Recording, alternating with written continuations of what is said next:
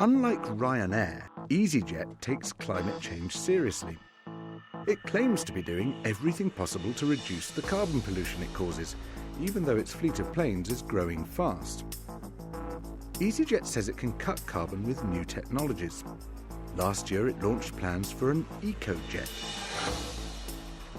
It claims this new plane, which has radical features like forward-sloping wings and double open-rotor engines, will reduce carbon pollution by 50% and will be in production within 10 years. But there are two problems. Firstly, it's not certain that a plane like that could actually fly. Second, its open-rotor engines are much noisier than ordinary jet engines. So is this a serious attempt to deal with the problem, or is it just a public relations exercise? I went to see easyjet's chief executive, Andy Harrison, to find out. With this Ecojet concept of yours, it has these open rotor engines. We can see here these big propellers with these big blades. One of the regulations that you are subject to is trying to reduce the noise at British airports. These will increase the noise, won't they? There definitely is a trade-off with the open rotor technology between noise and fuel efficiency. What we expect to happen with the new open rotor engines is they will reduce noise from today's level, but not as much as the next generation of enclosed turbofan would do. But the European Commission has imposed a target on aviation that it's got to reduce the noise from new aircraft by 50% by 2020. If you bring this online, you will be increasing the noise and you will make that target impossible to meet. I accept that there's a technology challenge in driving the noise from a open rotor down to the required level. I do know, and I'm not an expert on aero engines, that people are looking at ways of doing it. They're looking at ways of doing it, but if you can't do it, it makes this whole project infeasible, doesn't it?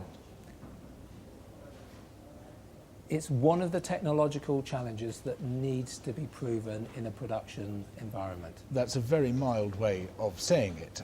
It's a complete sticking point, isn't it? Because if you can't overcome that issue of aircraft noise, this is a non-starter. Noise is an issue that needs to be overcome. Okay, we're saying the same thing. Whether or not such innovations get off the ground, easyjet's growth of 13% a year is likely to outstrip any efficiencies it makes. Even if the Ecojet really could cut carbon pollution by 50%, that reduction would be wiped out by easyjet's current growth in just 4 years. At the moment, the total proportion of the carbon emissions which are produced in our homes by heating and lighting them and all the gadgets that we use is 28%. Lord Turner, in his report on climate change, says that by 2050, the aviation industry will be responsible for 35% of all emissions, more than the entire domestic sector. Is that acceptable? Climate change is a global problem, and we need to look at it from that perspective. Aviation is less than 2% of CO2 emissions, and even by 2050, it's projected to be less than 5%. Right. So aviation, Lord Turner was talking about the UK. You're a UK-based company. We're talking about the UK's emissions. Hasn't got an important role in the to UK, play. by 2050, aviation will be responsible for 35% of emissions. Is that acceptable? I don't accept those numbers. Why don't you accept them?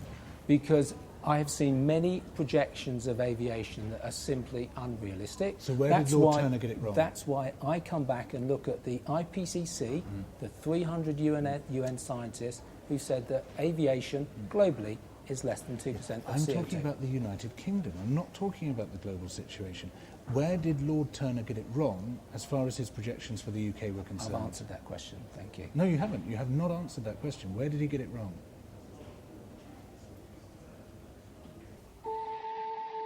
Another of the ways in which easyjet says it's cutting its pollution is through selling carbon offsets to its customers. It tells them, we balance the effect of the carbon emitted from your flight by buying emissions cuts from other countries. But there's a big problem. Carbon saved today is worth much more in terms of preventing dangerous climate change than carbon saved in a few years' time. Yet all carbon offset schemes, whether planting trees or changing light bulbs, take years to come into effect. So to balance the effects of your flight, a very steep carbon discount rate should be used, in which 1 tonne of CO2 saved today is charged at the cost of perhaps 5 or 10 tonnes saved in 2020. Otherwise, it's misleading to claim that you are cancelling out the carbon produced by your flight. What discount rate do you use in your carbon offset Why do we schemes? have to have a discount rate? Because you are telling your customers that if they purchase this carbon offset, they will be offsetting the carbon which is produced by their flight. But if there's no discount rate, they won't be.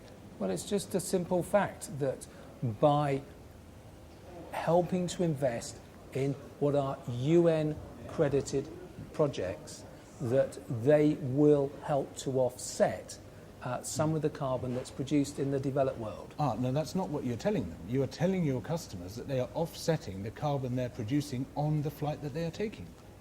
That's the same thing. That's what I just said. No, it's not at all the same thing you just said. It's completely different. No. You are saying if you're producing a tonne of carbon on this flight, by taking out a carbon offset, you're cancelling that out. No, I don't think the molecules of carbon dioxide in the atmosphere are attributed to any particular human activity. What we can do in easyjet is drive for the highest levels of environmental efficiency. We can also, all of us, help the developing world to invest in energy efficient projects. We're doing both.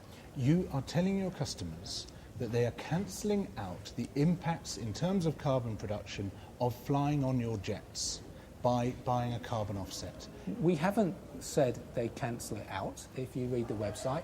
We're simply saying that you can help to offset the carbon from your flight by helping to invest in new energy efficient UN-credited schemes in the developing world. You don't say they're helping to offset the carbon from their flights. You're saying you are offsetting the carbon from your flights. Well, that's... But you're into semantics. No, it's not semantics. This is quantities. This is absolutely critical. This is about whether we are actually preventing carbon emissions or not. By investing in the developing world, in their energy efficient projects, that clearly is not preventing carbon emissions in the developed world. But you are misleadingly telling your customers that they are offsetting their carbon emissions from this flight, whereas you don't have a discount rate, so that can't be possible. I don't agree. Andy Harrison, thank you very much. Thank you.